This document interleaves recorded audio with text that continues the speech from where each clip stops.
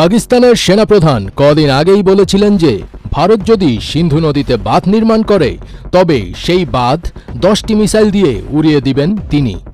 সেই উড়িয়ে দেওয়ার কথা ভুলে যায়নি পাকিস্তান। এবার সত্যিই বিস্ফোরণে বাঁধ উড়িয়ে দিয়েছে তারা, যদিও প্রেক্ষাপট কিছুটা ভিন্ন। এমনিতেই মেঘ বিস্ফোরণের ফলে হওয়া ভারী বৃষ্টিপাতে ডুবে চলেছে পাকিস্তানের বিভিন্ন অঞ্চল। তার উপর এবার ভারত পানি ছেড়ে দিয়েছে পাকিস্তানের দিকে। এর ফলে পাকিস্তানের বিভিন্ন নদী তীরবর্তী এলাকায় ভয়াবহ বন্যা দেখা দিয়েছে। কর্তৃপক্ষ এরই মধ্যে লাখ লাখ নাগরিককে নিরাপদ আশ্রয়ে সরিয়ে নিয়েছে। পাকিস্তানের পূর্বাঞ্চলেও ভয়াবহ বন্যা পরিস্থিতি তৈরি হয়েছে। ভারত সীমান্ত এলাকায় টানা ভারী বর্ষণের ফলে আন্তঃসীমান্ত 3টি নদী চেনাব, রাভি ও সুলতেজে পানির অস্বাভাবিক বৃদ্ধি ঘটে। এতে পানির চাপ সহ্য করতে না পেরে বুধবার কর্তৃপক্ষ চেনাব নদীর কাদিরাবাদ বাঁধের একটি তীররক্ষা অংশ নিয়ন্ত্রিত বিস্ফোরণের মাধ্যমে উড়িয়ে দেয়।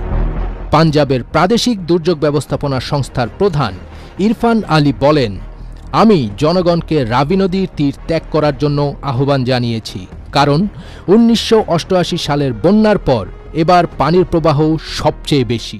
6 बजे ऑपरेशन स्टार्ट किया है और पानी का बहाव बहुत ज़्यादा था। इधर से तकरीबन 5 से 6 गांव हैं जिनसे हमने सैकड़ों की तादाद में लोग निकाले हैं। এই ঘটনায় পাকিস্তানের পাঞ্জাব প্রদেশ জুড়ে জারি করা হয়েছে বন্যার উচ্চ সতর্কতা।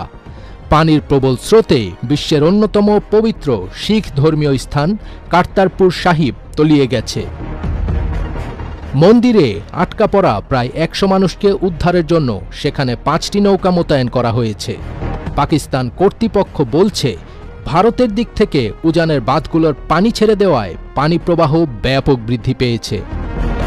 পাঞ্জাবের দুর্যোগ ব্যবস্থাপনা সংস্থার মুখপাত্র মাজহার হোসেন গণমাধ্যমকে জানান, বাঁধের প্রধান অবকাঠামো রক্ষার জন্য আমরা বাধ্য হয়েছি ডান পাশের তীররক্ষা বাঁধ উড়িয়ে দিতে।